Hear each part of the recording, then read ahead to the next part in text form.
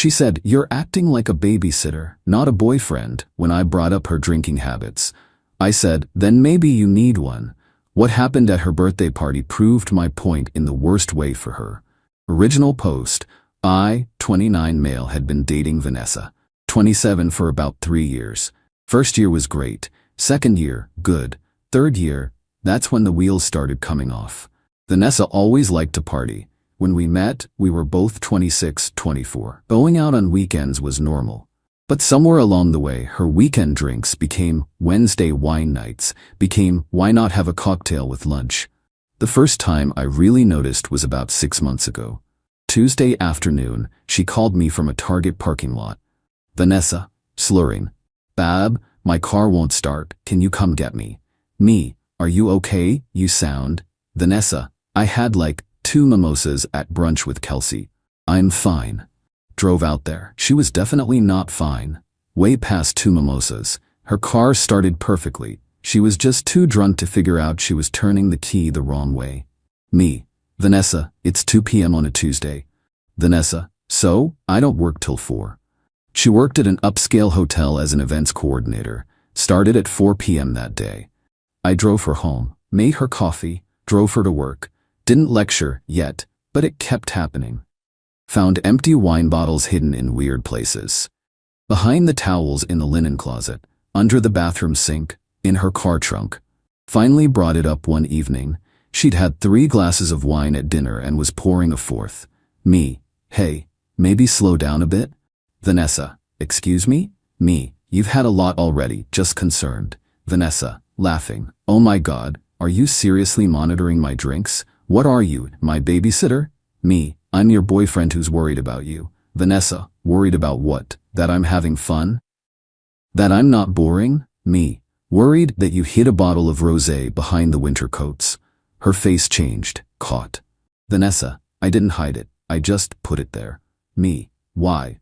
Vanessa, "Because you're acting like this, counting my drinks, judging me. You're supposed to be my boyfriend, not my babysitter."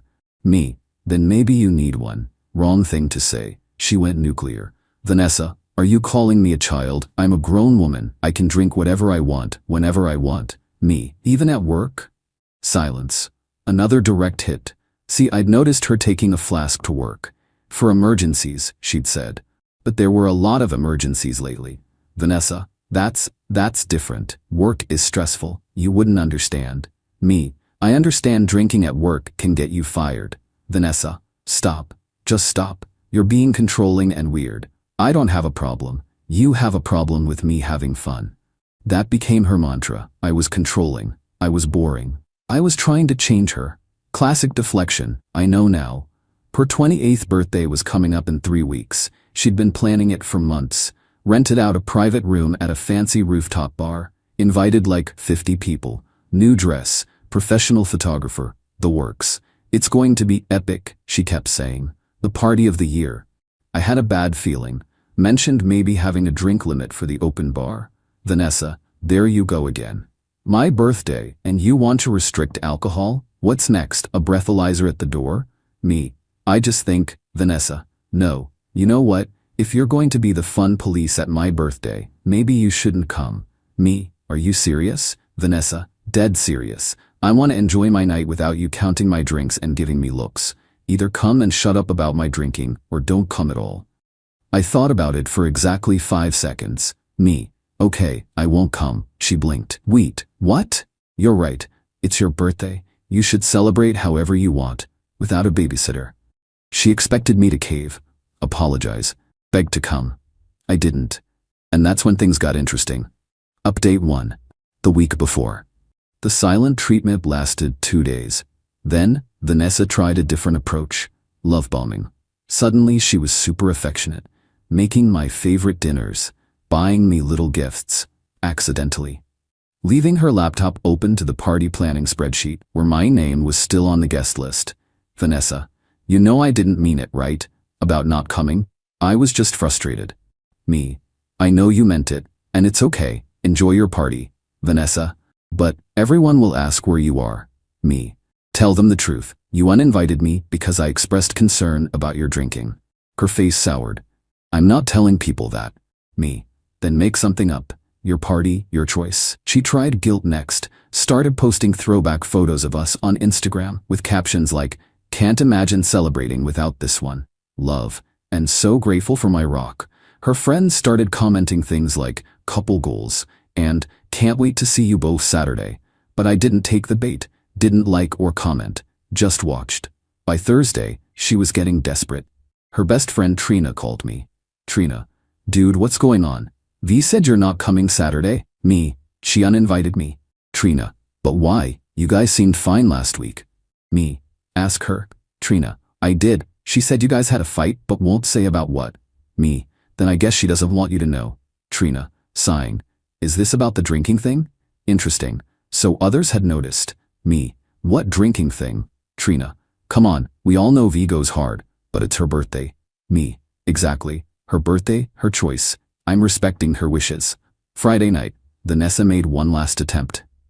Came home from work already tipsy. Vanessa, "So you're really not coming tomorrow?" Me, "You really uninvited me. Remember, don't come at all," were your exact words. Vanessa, "I was emotional. You know I didn't mean it." Me, "You meant it enough to say it, and you've had a week to formally re-invite me." You haven't. Vanessa, "This is stupid. Just come." Me, "No." Vanessa, "Why are you being so difficult?" Me, "I'm not being anything. I'm respecting your boundary. You said my concerns about your drinking would ruin your fun, so I'm removing myself from the equation." She started angry crying. "You're going to embarrass me. Everyone expects you there." Me, "Then you should have thought about that before uninviting me." She slammed the bedroom door. I slept on the couch, not because she kicked me out, because I wanted to. Saturday morning I woke up early, made myself breakfast. Vanessa emerged around 10 a.m. Hungover from Friday's pre-gaming. Vanessa, quietly, "Last chance, please come tonight." Me, "Enjoy your party, Vanessa." She left for her hair appointment without another word. I had plans too, but not the kind she expected. Update 2, the birthday party. While Vanessa was getting ready for her big night, I was productive. Deep cleaned the apartment, went to the gym, met my buddy Carlos for lunch. Normal Saturday stuff. Around 3 p.m., I started getting texts. "Trina, where are you?" "What? V says you're fighting?" Her cousin Malik, "Bro, you coming tonight or what?" Her work friend Sandra. Vanessa seemed stressed. "Everything okay?" Didn't respond to any of them. Not my circus. By 7 p.m., the party had started. I know because Vanessa's Instagram story was popping off. Videos of her doing shots. Boomerangs of champagne toasts. The usual birthday girl energy. Talk posts. 8 p.m. Her story showed her dancing on tables. 9 p.m. Multiple shots in a row. People chanting birthday girl. 10 p.m. Things got sloppier. Videos were blurrier. Her mascara was running. Then the story stopped. At 10:47 p.m. my phone rang. "Trina. Trina." Panicked. "Joel, we need you here, now." Me, "What's wrong?" Trina, "V she's really messed up, like really bad. She threw up in the photo booth. Security is threatening to kick us all out." Me, "So leave." Trina, "We can't, she's crying about you not being here. Making a scene. She tried to fight a girl who asked where you were. Management is pissed." Me, "Sounds like she's having the exact birthday she wanted, without a babysitter." Trina, "This isn't funny, she's about to get banned from here." Me, "Then maybe someone should have limited her drinks." Oh wait, that would be controlling, right? Trina, "Please, she needs you." No, she needs to face the consequences of her choices. Call her an Uber. Hung up, phone immediately blew up. Texts from multiple people at the party. I put it on silent and watched Netflix. At 11:30 p.m., the real drama started. Vanessa began drunk texting me. "Where are you? Everyone asking about you. You ruined my B-day. Can't believe you did this. Hope you're happy." Then a long voice message that was just sobbing and slurred words I couldn't make out. At midnight, Trina called again. I almost didn't answer, but figured I should know if she was safe. Trina, "She's in an Uber.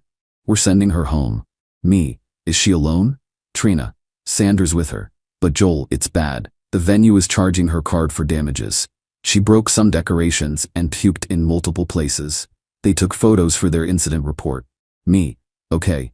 Trina, "Okay, that's it? Your girlfriend just had the worst night of her life and you say okay?" Me, My girlfriend uninvited me from this party specifically so she could drink without judgment. Looks like she succeeded. Around 1 a.m. I heard keys fumbling at the door. Sandra's voice. Where's your keys, honey? Let's get you inside. I opened the door. Sandra was practically carrying Vanessa, who was a disaster. Makeup destroyed, dress stained, one heel missing. Sandra relieved. Thank God you're here. Helped get Vanessa to the bathroom just in time. Held her hair while she threw up. Sandra looked exhausted. Sandra. The venue, they're really angry. She knocked over their champagne tower display. Tried to dance on the bar. Called the manager some words when he cut her off. Me. How much is the damage? Sandra. They said they'd email her tomorrow with the full amount, but the deposit is definitely gone. That was $500. After Sandra left, I got Vanessa water, helped her change, put her to bed. She kept mumbling about her ruined birthday. Sunday morning came with a vengeance for her, and with it, the email from the venue. Final update. The aftermath. Vanessa woke up around noon Sunday, groaning. I was in the kitchen, coffee ready. Vanessa, my head is killing me. Me. There's water and ibuprofen on the nightstand. She stumbled out 20 minutes later, looking rough. Vanessa, last night was fuzzy, but I remember you weren't there. Me. You uninvited me, remember? Vanessa. People kept asking where you were. It was embarrassing. Me. More or less embarrassing than throwing up in a photo booth. Her face went pale. I didn't. Me. Check your email. She grabbed her phone. The venue that sent an itemized bill. Broken champagne display, $300. Professional cleaning, multiple areas, $400. Lost deposit, $500. Damaged photo booth props, $150. Total due, $1,350. Plus they banned her from the venue, permanently. Vanessa. This can't be right. They're scamming me. Me. They have photos. Want to see? She didn't. Instead she opened Instagram. Her story views were way up. But not for good reasons. People had recorded her meltdown, her trying to fight that girl, her falling off the bar, her being escorted out by security. It was all there, posted by random guests and strangers. Someone had made a TikTok, when the birthday girl gets too lit. It had 50K views. Her phone started ringing. Her boss. Vanessa, I'm sorry to call on Sunday, but I'm getting concerning tags about an incident at Skybar last night. That's one of our venue partners. Vanessa went white. I forgot. Her hotel had partnerships with several event venues, including the rooftop bar. Vanessa, it was just, my birthday got out of hand. Boss. The venue manager called me directly. You apparently called him a pathetic little man and threatened to ruin his business, while identifying yourself as our events coordinator. Vanessa, I was drunk. It was my birthday. Boss, being drunk doesn't excuse damaging a partner venue and threatening their staff. We need to meet first thing Monday. After she hung up, Vanessa sat in silence. Then tried to flip it. Vanessa, this is your fault. If you'd been there. Me. Stop. Full stop. You uninvited me because I expressed concern about your drinking. You said I was being a babysitter, not a boyfriend. Vanessa, I didn't mean. You meant it. And last night proved I was right to be concerned. You couldn't control yourself at your own birthday party. Vanessa, one bad night doesn't mean. Me. Check your credit card statements. She did. Bar charges from the past month totaled over $1,200, not including the party damage. Me. Check your Uber history. Over $400 in rides from bars in the last 30 days. Because she was too drunk to drive. Me. Still think you don't have a problem? She started crying. But not apologetic tears. Angry tears. Vanessa, you set me up. You knew this would happen. Me. I knew if you drank without limits there'd be consequences. That's why I tried to talk to you about it. You called that controlling. Monday came. Vanessa's meeting with her boss didn't go well. She wasn't fired, but was put on probation. Any alcohol-related incident at work or with work partners would mean immediate termination.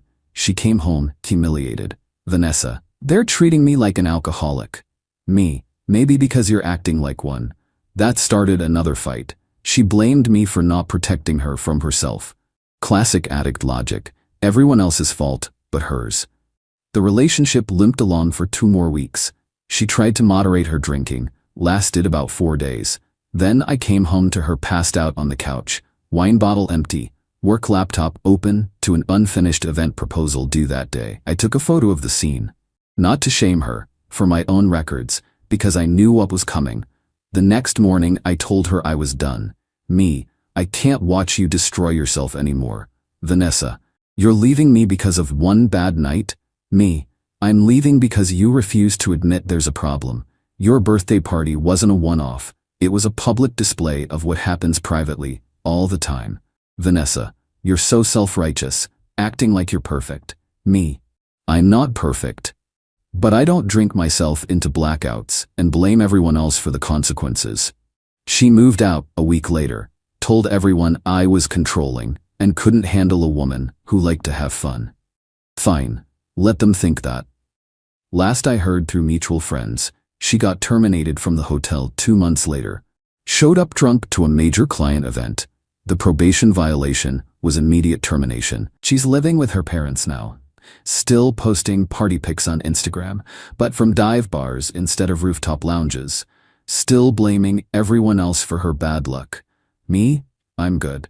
Dating someone new who thinks 2 glasses of wine is a wild night.